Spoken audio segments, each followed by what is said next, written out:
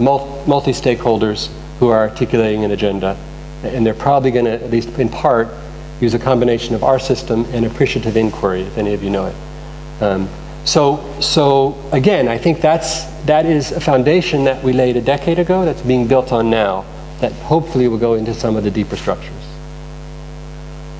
Yeah.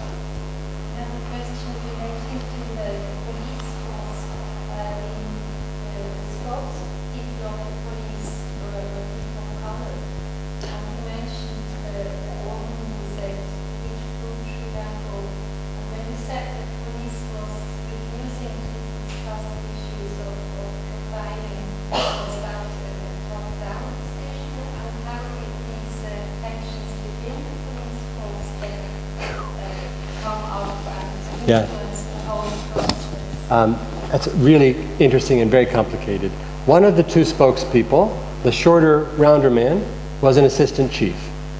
The chief wouldn't speak on the camera, but so he sent his assistant, who was black, to speak. And I think he gave a nuanced answer. The other one is the member of the alternative union, police union, which was a black union.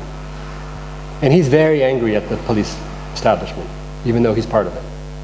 So he's sort of an internal advocate for change within the system.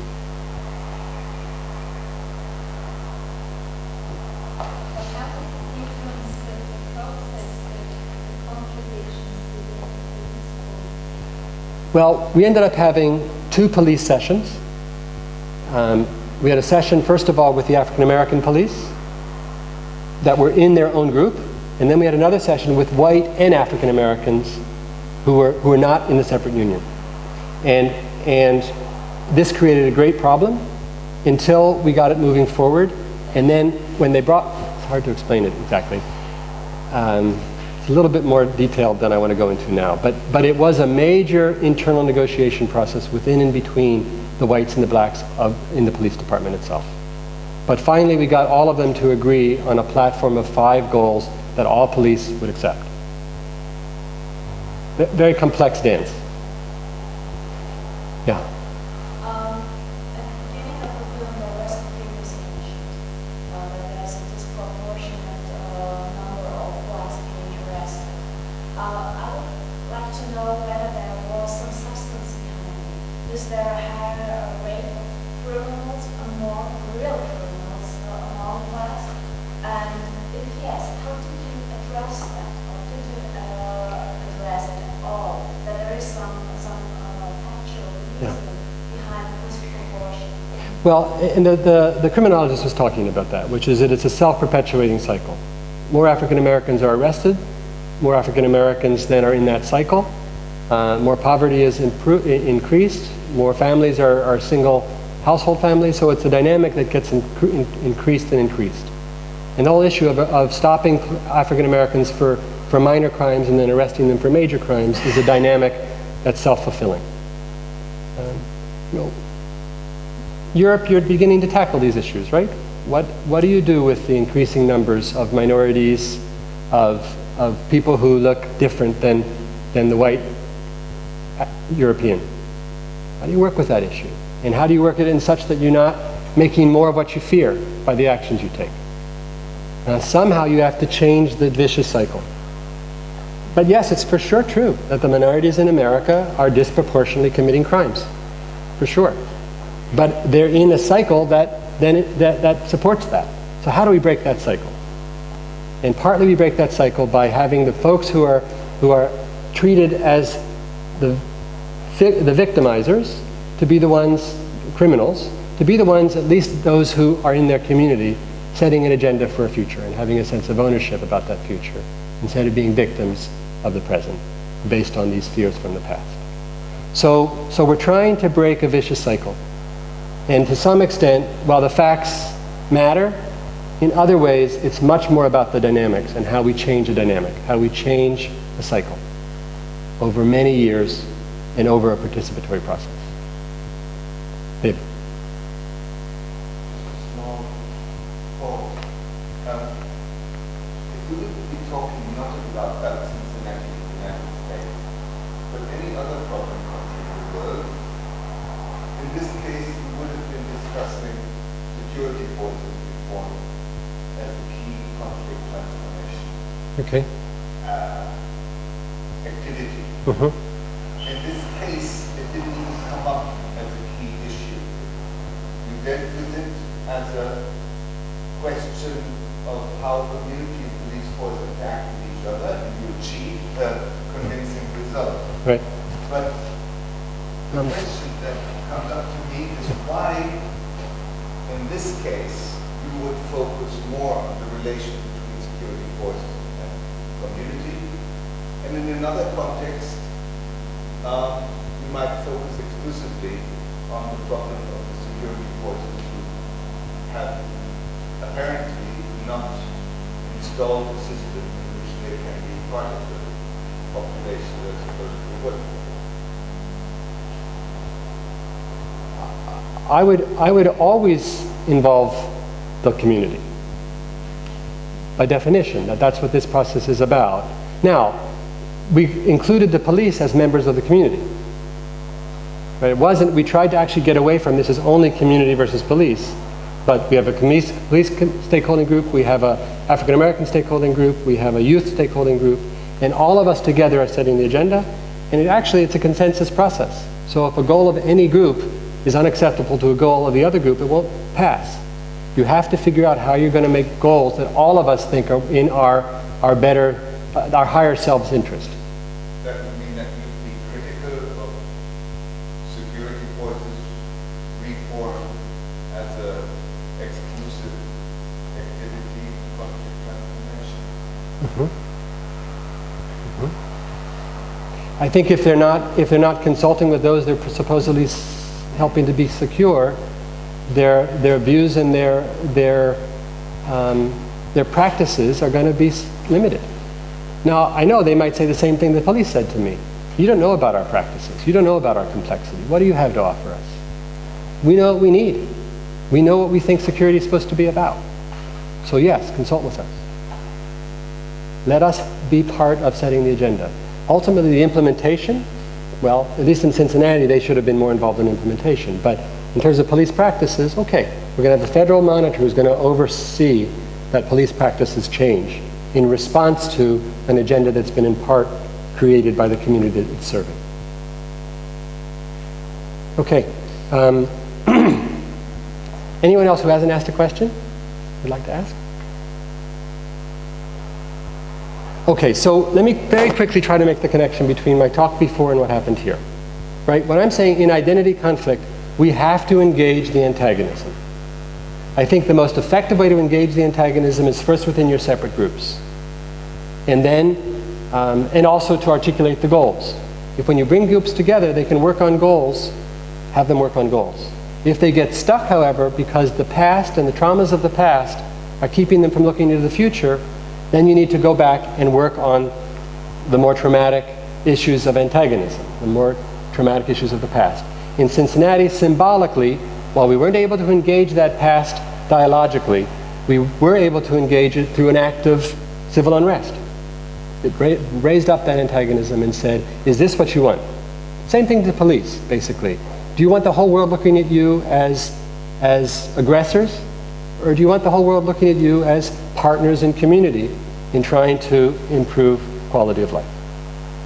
And so from that, we moved into a future which was based on people's stories, their narratives about why they care about this new future, and then finally, a settlement reached in federal court that then was implemented and monitored over the last decade. Okay, so really moving through, in some ways, the whole ARIA process. Okay? All right, so let's take a break. When you come back, it'll be quick, but I'm going to take us through a little exercise of defining success for this academy using this process. We'll do it in pairs, I'll model it for you, so at least you'll go away with a little bit of an embodied experience. So during the break, if you could think of two questions. First one is, what are my personal goals for this academy? So a number of you actually filled out a survey, and if you did, come and collect it. I have your data here. Those of you who didn't fill out a survey, just think for yourself. What's one goal I have for myself, for this academy, for these next 4 days? And think about why you deeply care. Why does that matter to you? Okay? And then let's try to come back in 10 minutes. About doing it and then you'll understand. I don't know that we have time to do it in 15 minutes. Those who are going to be in the workshop with me, we're going to do it. And the it is defining, promoting, and assessing success of this academy. I was telling someone at the break that what we did in Cincinnati was actually an evaluation process. Right? We got everybody to define success. What is our aspiration for the future? Why do we care about it? Resonance. And then invention, what kind of actions might we suggest? This is a process we've now been using for about 18 years. Cincinnati was our biggest, with 3,500. Last week, with our Moldovan and Transnistrian participants, we did the same thing. We had a group of 5 interveners. The 5 of us reached our consensus on our goals as being facilitators. What are our goals for this project? Why do we care about it? How are we going to do it? We then invited the Transnistrians and Moldovans together to reach their definitions of success for the project. Then we merged our definitions together. And we set an agenda that we're now pursuing. With the kids I talked about last week, or 2 weeks ago, they did the same thing. What are my goals as a kid from Northern Ireland? And how do those align with other kids from Northern Ireland? What are for being part of this year-long program of Faith to Faith? Why do I care about them? How do I accomplish them? And then the idea was to here and now. What are my goals for this academy? Right? How do I define it as a participant in ways that I then ask my workshop leaders, ask the facilitators, ask Pascal as he designs future workshops to respond to? Right? How do I help to shape the future I want to be part of? And then most importantly, why do I care about that? What's my story? So maybe we'll have a 2-minute exercise in that. And Sarah was going to help me illustrate. Maybe you still will. Okay, so if you all have a goal in mind for your workshop, maybe very quickly jot it down on a piece of paper. And David, I gave you your data back. I have other people's data here if you want it. You can come and grab it. If you filled out my survey, you have your data here. So come and grab it. If you don't want to grab it or you didn't do it, just very quickly on a piece of paper, write down one goal I have for this academy. What success would look like? What's my aspiration? And then one reason it's important to you. Literally spend 60 seconds on it. Go.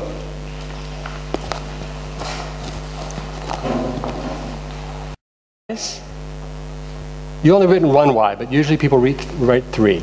Find a single word, and we've noticed this process. When we went around, talked about what we feel like, we said one word.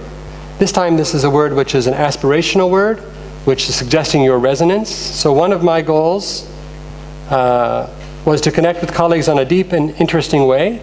And one of my reasons was because meaningful relationships are key to life and our work. So if I were to pull out the key word there, I would probably pull out the word relationships. Sarah's going to do this with me. She actually has worked with me in the past, and I asked her to model it. So Sarah, can you pull out a single word that summarizes why you care about your goal? You don't have to tell us about the goal, just tell us a one-word summary of why you care. My passion word is connecting. Connecting. Okay, and I'm going to ask you to do this in pairs, to look to the pair and say, what's your word? And then I'm going to invite you to invite them to tell a little story about that word. Okay? So I already gave Nicole time to think about, Sarah time to think about this. So again, your word is? Connection or connecting. Connecting. Can you give us a story or an illustration or an example of where connecting happened that's meaningful to you? In a minute, in 2 minutes. 2 minutes. Yeah. Okay, actually I have an example where it quite didn't happen. Okay. All right. Still, the word needs to be positive, but if you want a story that's the lack of that, that's okay. It happened with the help of somebody. Okay. Got it. Okay.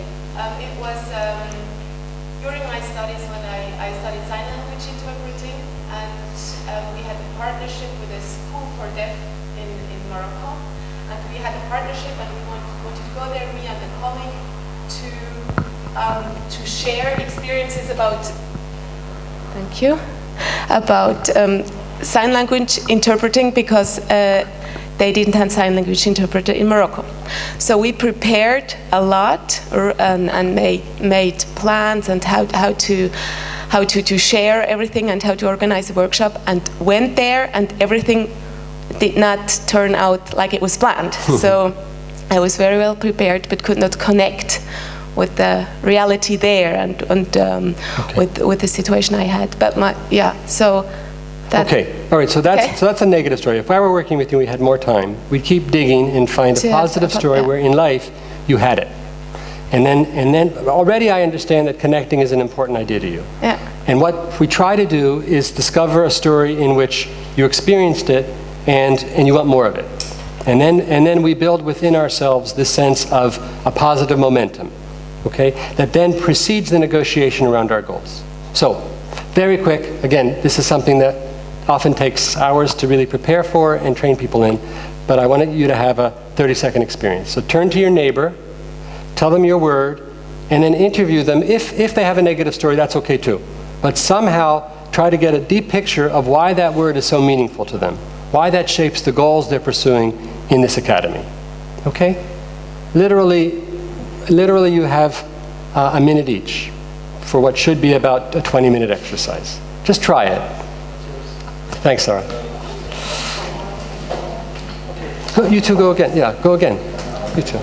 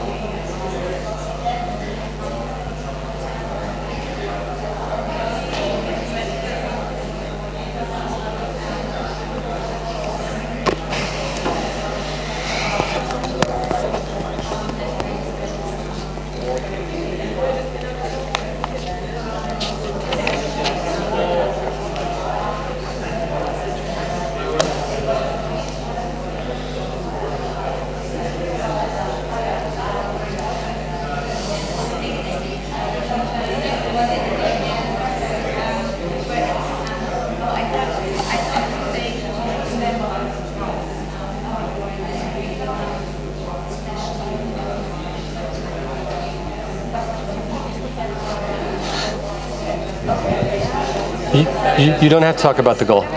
You're sharing why you care about your goal, one word about that why, and then a story about the word. Okay. Okay?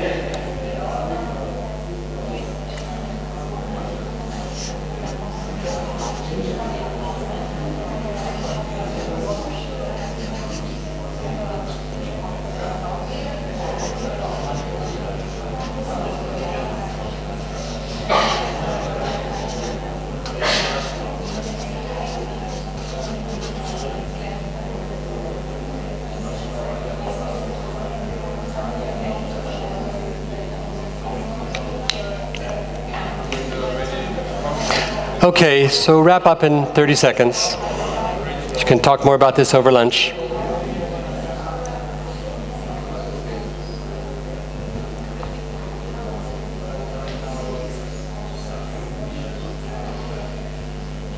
Okay, I'm sorry to cut this short, but I definitely don't want to end this much beyond the deadline, so you can go to lunch. We can go to lunch on time. So, tiny taste of it. Let me summarize what you just did, beginning of it. So, aria has two directions, right? One is when we deal with antagonism from the past, and we call that conflict engagement. Then aria has a future orientation, which is about our aspirations. And we call it C3. We're seeing through three lenses. It's a systems process. The lens of the self. What do I want? Why do I care about it? How can I make that happen? In this conference, in a conflict over racial profiling, in a seminar about the future of Moldova and Transnistria. Why do I individually care? What's my voice? Then what's the voice of my group? When I asked this survey, and we ended up getting about 12 responses, so almost a third of the participants, I asked it in 3 different groups. I said, as a participant, as an organizer, and as a presenter. I didn't get enough data, so I put it all into one group. So we actually jumped from self to system in my data. And what I did with the data, which was again a falsification of the data, because we move through these 3 levels and we didn't do it. We missed the group and we didn't have the feedback. The first step that you did is our feedback process. We asked people to take their data back, to share a story about why they care about their data, and then within their group to reach consensus on their goals. So the participant group, the convener group, and the presenter group would each reach their own consensus about their goals for this academy. Then within each group, we'd reach consensus, and then across the groups we'd reach consensus. So I forged it. I made it up. In other words, I jumped all these steps. But just for illustration purposes, the data itself, without feeding it back, so I don't think this data is true. It's only true after there's real dialogue. It said that we as a community of practice, at least the 12 of us who responded, our data is on the right. My analysis of the shared goals is on the left. So one goal is to share knowledge in interactive ways. We want to acquire it as participants, share it as presenters. Another goal of ours is to gain new skills for helping to transform violent conflict. A third goal is to build new professional connections and opportunities to work with colleagues. A fourth goal is build new links between theory and practice. And a fifth goal is to have an enriching experience. So if we had a full process, like we did in Cincinnati, we would work with this data and we'd change it. First we'd say, actually, that doesn't represent my voice well enough, I want to change it. At the end of the Cincinnati project, we had a big booklet of the process, the goals, the experience, and we gave it to a focus group of participants. And we said, look through this and tell us what you think about it. And one lady, I remember this really with a joyful memory, she flipped open the book and she said, I said that, which she didn't necessarily. But in other words, this whole thing felt to her like a product of her participation and her voice. And that's probably the bottom line of all of this, that setting an agenda so that people are owners of their own past and future, they can articulate it and be heard. They can set an agenda that they're willing and eager to live into and do that with others, is really the point of this whole process of making music out of conflict. Thank you very much.